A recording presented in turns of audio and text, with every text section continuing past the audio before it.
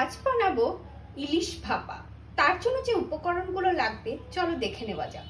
প্রথমেই লাগবে ইলিশ মাছ, সর্ষে গুঁড়ো, সর্ষের তেল, কাঁচা লঙ্কা পোস্ত বাটা, গোটা কাঁচা লঙ্কা আর টক দই। খুব কম উপকরণেই এটা বানিয়ে ফেলা যায়।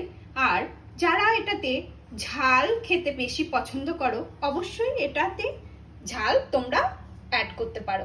আর লাগবে লবণ আর হলুদ। চলো দেখে নেওয়া যাক কিভাবে এটা বানায়। প্রথমেই একটা বড় পাত্রে আমি একে একে সমস্ত উপকরণগুলো নিয়ে নেব। এই উপকরণগুলো সব আস্তে আস্তে খুব ভালোভাবে মেখে নিতে হবে।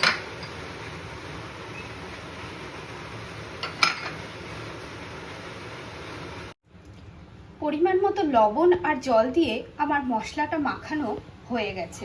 এবার আমি একে একে ইলিশ মাছগুলো দিয়ে আধা ঘন্টার জন্য আমি এটাকে ম্যারিনেট হতে দেবো। আজ এই রান্নাটা আমি পুরোটাই মাইক্রোওভেনে করে তোমাদেরকে দেখাবো। আমার ইলিশ মাছের ম্যারিনেটটা হয়ে গেছে। এবার আমি একটু জল দিয়ে মাইক্রোওভেনে এটাকে হতে দেবো। এবার 15 মিনিটের জন্য আমি ইলিশ মাছটাকে মাইক্রোওভেনে হতে দেব। ইলিশ মাছটা এক পিঠ 15 মিনিট হওয়ার পর আমি আর এক পিঠ উল্টে দিলাম। আমার পাত্রটা ছোট হয়ে গেছিল তাই আমি দুটো পাত্রে ট্রান্সফার করে নিয়েছি। আবারও 15 মিনিট হবার জন্য আমি মাইক্রোওভেনে এটা দিয়ে দিলাম। আমার ইলিশ ভাপাটা রেডি হয়ে গেছে। দেখে বুঝতেই পারছো কতটা লোভনীয় হয়েছে। তোমরা যদি কেউ কাঁচা সর্ষের তেল খেতে পছন্দ করো তাহলে এর উপর দিয়ে একটু ছড়িয়ে দিতে পারো।